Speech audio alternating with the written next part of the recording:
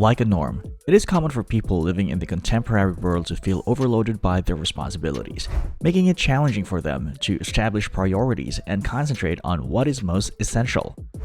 In his book Essentialism, The Disciplined Pursuit of Less, Greg McKeown describes his concept of doing less but better, which may help individuals lead more satisfied lives. Interestingly, the book offers readers useful perceptions and doable suggestions on concentrating on what matters and cutting off distractions to do more with less. So, what are the most important lessons from Essentialism? And can they help you work better?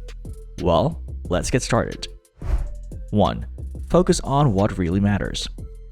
Essentialism is the discipline of recognizing and prioritizing the areas of your life that are most important to you, and it encourages you to put these things front and center in your life. By putting your attention where it needs to be, you may reduce the number of things in your life that are a waste of time and lead to a more fulfilling existence. In the modern world, we are constantly being barraged with information, opportunities for distractions, and obligations. Because of this, we regularly suffer feelings of overstimulation and tiredness, making it harder for us to connect with the essential concerns. For us to become essentialists, we need to acquire the skill of learning to prioritize the most important areas of our lives. And to make purposeful decisions about utilizing our time and energy, we must first make the time to concentrate on our values, goals, and top concerns. 2. Say no to non-essential tasks. To become an essentialist, you need to be comfortable saying no to works that are not essential. Doing this requires prioritizing the tasks that will help you achieve your values and goals. It is simple to feel overwhelmed in today's environment due to the abundance of distractions and the available to-do lists. By saying no to activities that aren't absolutely necessary, we may free up more time and resources to devote to pursuing goals and values that are congruent with our own. It may be difficult to refuse offers or opportunities, especially if doing so would disappoint others or cause one to miss out on opportunities.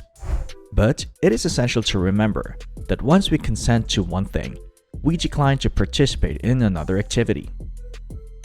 If we are selective about how we spend our time and energy, we may be able to focus on the things that are the most important and have the most significant influence. 3. Embrace trade-offs. When you choose to focus on one thing instead of another, you will inevitably have to turn down other opportunities or commitments. The practice of essentialism involves making these judgments with full awareness and intent. One of the Essentialist philosophy's core tenets is the concept of making sacrifices. The idea behind this is that to concentrate on what is truly essential, you need to make a conscious decision regarding what you will agree to do and what you will decline to do. This indicates that you need to be willing to let go of non-essential duties, projects, and hobbies, regardless of how beneficial or enjoyable they may seem to you at the time. If you're used to agreeing to everything that is requested of you, reaching a compromise may prove to be difficult for you. It is also important to remember that by saying no to certain requests, you are creating space in your life for the most important things to you. This may mean turning down an invitation to a social event so that you can spend time with your family, or it could mean turning down a new project at work to focus on the things that are now most important to you. 4. Be ruthless with your time. Essentialism places a strong emphasis on the significance of scheduling your activities. To do this, you must give up activities that waste time and direct your attention to the most important things. In today's fast-paced world, time is a vital resource, and it is easy to get drawn into activities that don't support our values and goals. Getting rid of activities that are a waste of time and focusing our attention on the things that matter the most are vital steps towards being an essentialist. Being ruthless with your time may be accomplished in part by ensuring that there are no distractions. This includes turning off notifications on your phone, closing tabs that aren't being used on your browser, and not engaging in any multitasking activities. When you focus your attention on one task at a time, you can accomplish the work more quickly and accurately. Then, how about you also organize your responsibilities in ascending order of importance? McKeown recommends that one adheres to the 90% rule, which argues that one should only take on challenges that one is 90% certain one can do successfully. 5. Develop a clear sense of purpose. To qualify as an essentialist, you must clearly understand what you're working for. And to do this, you must first identify your values and goals and then tailor your conduct to reflect those ideas and goals. It helps identify your values and aims, which serve as a basis for making vital judgments. This is an important aspect of essentialism. Having a solid understanding of why you're doing anything is critical to your capacity to avoid becoming sidetracked from the tasks that truly count and to focus on those that do. You may craft a life that has significance for you by aligning your actions, beliefs, and goals with these aspects of yourself. Developing a particular sense of purpose requires significant introspection and self-reflection. Before you can devise a plan to accomplish your goals and values, you must first sit down and devote some time to defining those things. This process, although it might be challenging at times, is very necessary for leading a life driven by a purpose. 6. Be present at the moment. The philosophy of essentialism places a strong emphasis on living in the present and giving one's complete attention to the task at hand. The idea is that if we eliminate distractions and focus on the present, we can get more done. We are more successful, creative, productive, and efficient when completely focused on the task. But to truly be present, we must ensure that we are fully aware of your thoughts and actions. We must be cognizant of our environment, emotions, and thoughts. This means getting rid of interruptions that might lead us to distract our attention from the task that we are currently engaged in, such as social media, email, and other types of disruptions. One strategy is practicing mindfulness meditation. This involves being quiet, bringing awareness to the flow of your breath, and keeping a detached watch on your thoughts. You can choose to do this to become more aware of your thoughts and feelings, which in turn can help you keep your attention on the task at hand and increase your productivity throughout the day. 7. Create a routine. By developing a schedule for yourself, you may eliminate tasks that aren't required and direct all your attention and energy to the things that matter the most to you. If you want to build a pattern, you must consciously prioritize your values and goals. It is up to you to choose which courses of action will allow you to achieve your goals and check to see whether those activities align with your values.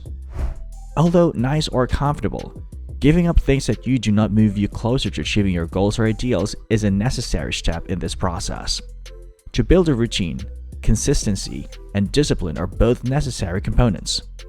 It is essential to devise a reliable strategy that you can stick to, no matter how challenging or inconvenient it may be.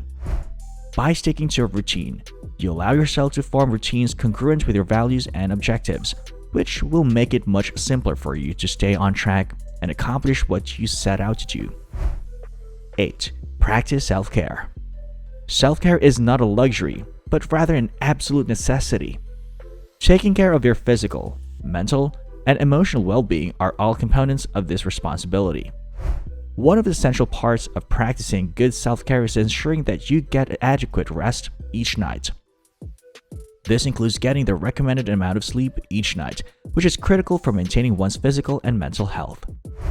Essentialists place a high value on sleep and make it a point to get the required amount each night to maximize their productivity.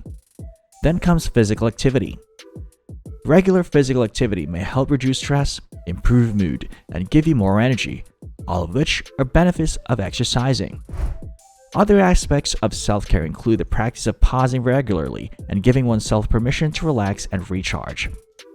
Essentialists are aware that to maintain high levels of productivity and creativity, taking regular breaks during the workday and time away from the office is necessary. 9. Learn to delegate. As an essentialist, you have to accept that you are incapable of doing everything by yourself and that you need the assistance of other people to succeed. By delegating work to other people, you make it possible for those people to take on additional duties and improve their careers, while also allowing yourself to focus on the tasks only you are qualified to complete. To properly delegate, you need to have a clear understanding of both your capabilities and limitations, as well as those of the people around you and their capabilities and limitations. Because of this, you can effectively assign tasks to the proper persons and ensure that they are completed to a high standard. 10. Continuously evaluate and prioritize. Essentialism is not a one-time change, but rather a way of life one adopts. When your goals and ideals shift, you will need to adjust your actions and ensure that you are focusing your attention on the most important things. It is easy to become preoccupied with day-to-day responsibilities and lose sight of the bigger picture. Because of this, it is extremely important to evaluate your priorities regularly and make sure that they are congruent with your values and goals. This requires taking a moment to reflect on how far you've come and the work still left to be done. One method for doing this is to regularly review one's personal to-do list to differentiate between the responsibilities that need to be completed and those that can be delegated or eliminated. Another tactic you might do is to schedule time for yourself once a week or once a month to assess your progress and reassess your goals. And that's it. To you now, what new lesson have you learned? Which of the lessons will you be following? Comment down below. That's all, and remember to hit the like button and subscribe. See you in the next video.